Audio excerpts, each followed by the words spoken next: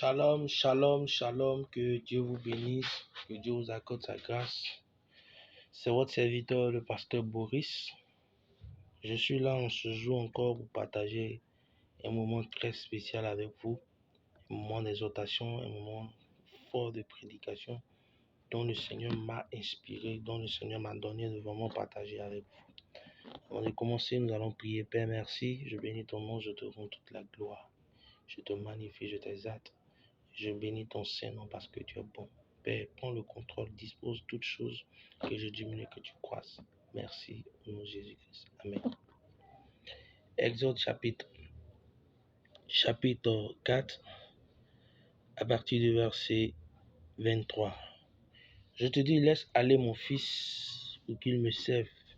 Si tu refuses de le laisser aller, voici, je ferai périr ton fils, ton premier-né.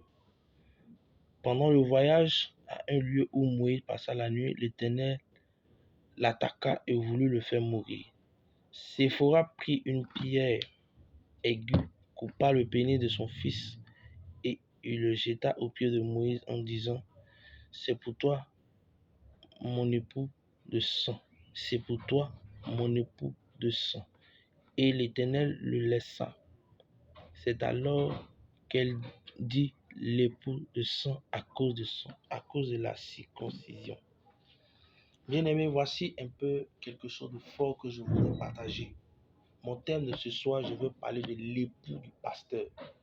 Vous savez, beaucoup de personnes aujourd'hui ont épousé des serviteurs de Dieu, qui ont épousé des hommes de Dieu, et aujourd'hui, ces personnes n'ont pas encore compris le sens de leur mission auprès de l'homme avec qui elles vivent. Voici une femme appelée du nom de Séphora qui était auprès de Moïse. Moïse qui était un prophète que Dieu a utilisé puissamment. Et ce dernier, malgré qu'il était utilisé par Dieu, malgré que Dieu avait déposé l'onction sur lui, il est arrivé que l'Éternel s'est attaqué à lui. Il est arrivé que l'Éternel s'est levé contre lui. Il est arrivé que l'Éternel a voulu lui faire du mal. Mais ce dernier, bien-aimé, n'avait pas compris le sens. Mais il avait une femme. Il avait une femme qui avait compris le sens de ce que Dieu avait voulu faire contre son mari. Et cette dernière a utilisé, oui, une chose qui était importante, une chose qui devait sauver la vie de son mari. Et elle a fait, et Dieu n'a point voulu que Moïse meure. Séphora n'a point voulu que Dieu tue son mari. Et lorsque cette femme a accompli cette chose, il y a eu vraiment quelque chose de fort qui s'est déroulé. Bien-aimé, lorsque tu t'appelles femme d'un homme de Dieu, il faut que tu aies la pensée que Séphora a eue. Une femme qui épouse un homme de Dieu est une femme qui comprend le sens profond de Dieu dans la vie de son mari, qui comprend la chose forte dont son mari a avec le Seigneur. Vous voyez, une femme qui épouse un homme de Dieu est une femme qui sait percer les profondeurs de Dieu. Dieu a voulu frapper son serviteur, mais Séphora avait compris qu'il fallait qu'elle circoncise son fils pour ne point que Dieu tue son mari. Une femme qui doit épouser ou une femme qui a épousé un homme de Dieu doit comprendre le langage de Dieu, doit comprendre les principes de Dieu. Vous savez, chaque épreuve qu'un homme de Dieu vit dans le ministère, la seule et unique personne qui doit emmener son mari à pouvoir être vraiment fort, c'est sa femme.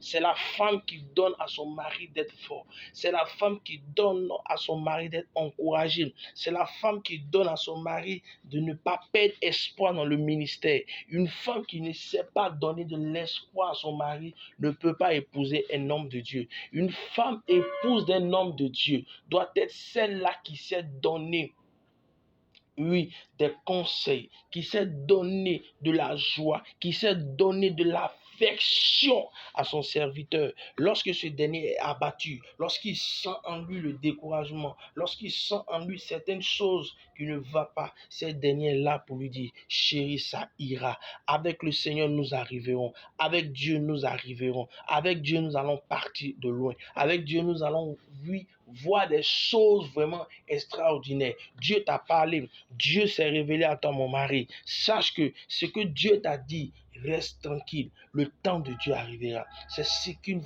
femme qui épouse un pasteur doit dire. Et non cette dernière qui doit toujours décourager son mari, qui doit toujours donner à son mari de s'énerver, qui doit toujours donner à son mari d'être toujours en colère. Non, Séphora a vu que Dieu voulait tuer son mari. Séphora a constaté que Dieu voulait éteindre la vie de son mari. Et elle a compris la révélation que Moïse n'avait pas compris. Il peut arriver que ton mari ne comprend pas quelque chose. Tu es cette dernière, tu es cette femme qui peut venir vers lui pour lui dire, chérie, il faut que tu te calmes. Reste tranquille. Je sais que ce qui est en train de se passer, Dieu a sa main puissante dans ce que nous sommes en train de vivre. Ce qui est en train de se dérouler, Dieu a sa main puissante dans la chose qu'il veut faire dans ton ministère. Ne t'affole pas, ne t'inquiète pas. Mais aujourd'hui, certaines femmes qui épousent des serviteurs de Dieu n'ont pas compris ce sens. Ces derniers aujourd'hui, ce qui les préoccupe, c'est paraître. Ce qui les préoccupe, c'est pas mauvais d'être belle aux yeux de son mari,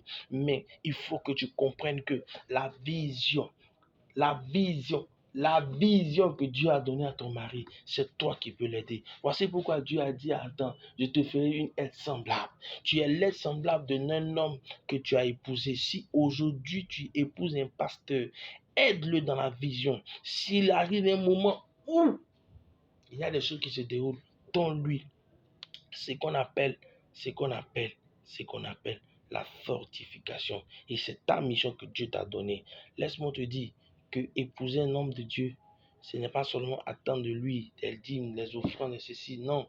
Mais c'est l'encourager, c'est le fortifier, c'est le galvaniser, c'est lui donner des encouragements et de l'aider à toujours se relever lorsqu'il sent qu'il est abattu.